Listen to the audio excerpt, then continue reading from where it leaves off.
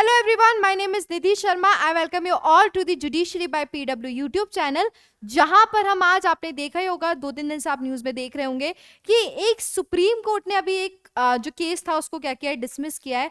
जहां पर supreme court ने ये बोला है कि 75 इयर्स हो गए रिजर्वेशन के और अब सुप्रीम कोर्ट कितनी चीजें गवर्नमेंट को बताएगा। नाउ सुप्रीम कोर्ट अपने मतलब जुडिशरी अपने हिसाब से काम करे और एग्जीक्यूटिव लेजिस्लेचर अपने हिसाब से करे, हम उस चीज में इंटरफेयर नहीं करेंगे। ये चीज सुप्रीम कोर्ट ने बोली है एक जजमेंट में और इस जजमेंट को सुप्रीम कोर्ट ने क्लियरली डिसमिस कर दिया। क्या ये जजमेंट रहा वो हम डिस्कस करेंगे। बेसिकली यहाँ पर क्या हुआ था, एक केस चल रहा था जो कि ये था कि क्या बोल रहे थे कि कुछ डिपेंडेंट्स हैं किसके, गवर्नमेंट ऑफिसर्स के, उनको एक्सक्लूड कर दिया जाए। किससे? कैटेगरी जो क्रीमी लेयर वाली जो रिजर्वेशन से उनको एक्सक्लूड कर दिया जाए। इससे रिलेटेड एक PIL फाइल हुई थी। ठीक है, तो उसका हम डिटेल पहले देखते हैं क्या था, उसी से रिलेटेड कि क्या बोला और क्या मेन इशू उतर के आया था कोर्ट के पास। तो सबसे पहले हम उसका केस नेम देखेंगे कि केस का क्या नेम था। सो केस नेम था संतोष, जस्ट अ सेकेंड, हाँ एक सेकेंड,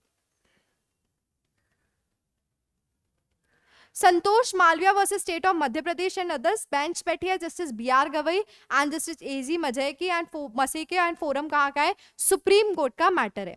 क्या मेन रहा था यहाँ पर बेसिकली ये था, the supreme court recently declined to entertain a PIL seeking exclusion of the wards children dependents of IAS, IPS, IFS, IRS class 1 officers serving in Madhya Pradesh or having MP as domicile but serving in other state from the scope of reservation for scheduled caste tribes in recruitment selection appointment process। ठीक है, सो एक PIL file हुई, इसमें यह बोला गया कि जो IAS, IPS ऑफिसर्स के जो डिपेंडेंट है उनको शेड्यूल कास्ट के जो रिजर्वेशन है उससे क्या कर दिया जाए, वो क्या कर दिया जाए, उनको एक्सक्लूड कर दिया जाए। और ये चीज किसमें बताई गई, ये चीज मध्य प्रदेश से रिलेटेड बताई गई।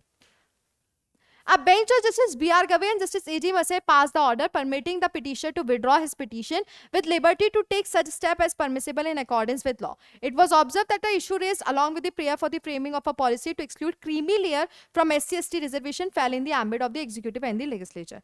So basically यहाँ पर क्या हुआ था, यहाँ पर सुप्रीम कोर्ट ने ये जो PIL थी जिसमें ये बोला गया था कि उनके डिपेंडेंट्स को नहीं मिलना चाहिए, इससे रिलेटेड एक और चीज आई थी कि भैया जो क्रीमी लेयर है वो हटा देना चाहिए। तो सुप्रीम कोर्ट ने जो PIL है वो डिसमिस कर दी और ये भी बोला क्या कि ये जो पूरा जो मैटर है इसको किस तरीके से डिसाइड करना है, हटाना है या नहीं हटाना, वो किसके ऊपर है, वो गवर्नमेंट एग्जीक्यूटिव और लेजिस्लेचर के ऊपर है, इसमें सुप्रीम कोर्ट नहीं करेगा। और उन्होंने ये भी बोला कि हम इतने टाइम से उनको बता रहे हैं रिजर्वेशन से रिलेटेड, तो एग्जीक्यूटिव लेजिस्लेचर को पता है कि किस तरीके से उनको क्या लेना है, एक्शन लेना है। ओके, उसी के साथ साथ क्या हुआ यहाँ पर, in support of the council case, the council relied on the judgment of a 7-judge bench of the Supreme Court in state of Punjab and others versus Davinder Singh and others, which 4 judges supported the view that state must evolve a policy to identify creamy layer among the SC/ST category। ठीक है, अब क्या हुआ यहाँ पर, जो council थे उनने केस का रेफरेंस भी लिया, ये बोलते हुए कि जो अभी state of Punjab versus Davinder Singh जो केस आया था अभी रिसेंटली 2024 में,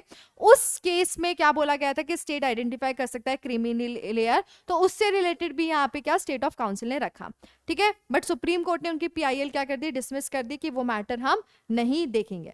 रिजर्वेशन इज नॉट मैंडेटरी, ये चीज आई सामने निकल के इस केस में, it is for the executive and for the legislature to provide reservation or not. It is an enabling provision. We have given our view taking into consideration the past 75 years. Such of the persons who have already availed benefit and are in position to cooperate with others should be excluded from reservation, but it is a call to be taken by the executive and the legislature.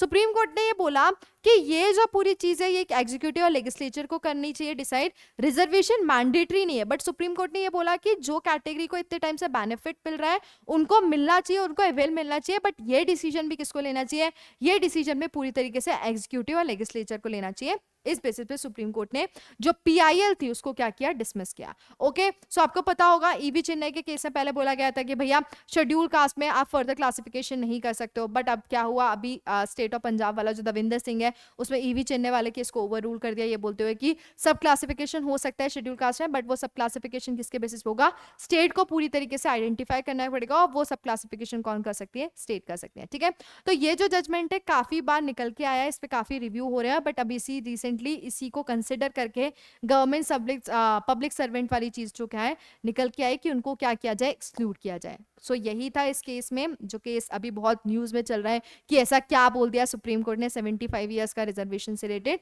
तो उन्हें clearly बोल दिया है कि इस पे जो action लेगा वो कौन लेगा, एग्जीक्यूटिव एंड लेजिस्लेचर लेगा। So this is all about this session. मिलते हैं नेक्स्ट सेशन में। Bye bye, take care, thank you.